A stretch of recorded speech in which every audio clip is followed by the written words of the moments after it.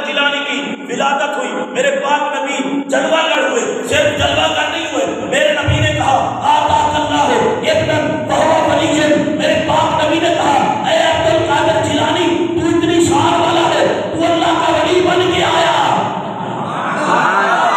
आताकल्लाहु इब्नन वहुवा वलिय्युन, फरमाया अबू साले मुबारक हो तुम्हें, अल्लाह ने तुझे जो बेटा अता किया है।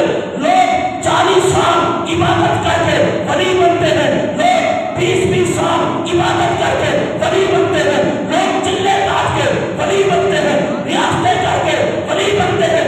अब्दुल कादिर जिलानी वो पीराने पीर है जो मां के पेट में था तो भी पीर था।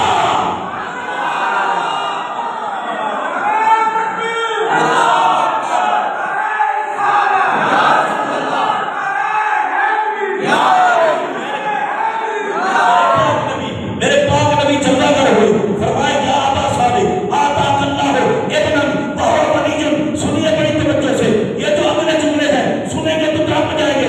मेरे नबी ने कहा वा महबूबी वा महबूबुल्लाह, सुभान अल्लाह, मेरा भी महबूब है उसका भी महबूब है। मैं आपके ज़ौक़ का जुमला कहने लगा हूँ ताकि आपको समझ आ जाए। फरमाया ऐ अबू सालेह, ये खुदा का भी यार है, मुस्तफ़ा का भी यार है। आताकल्लाहु इब्नन वहुवा वलिय्युन।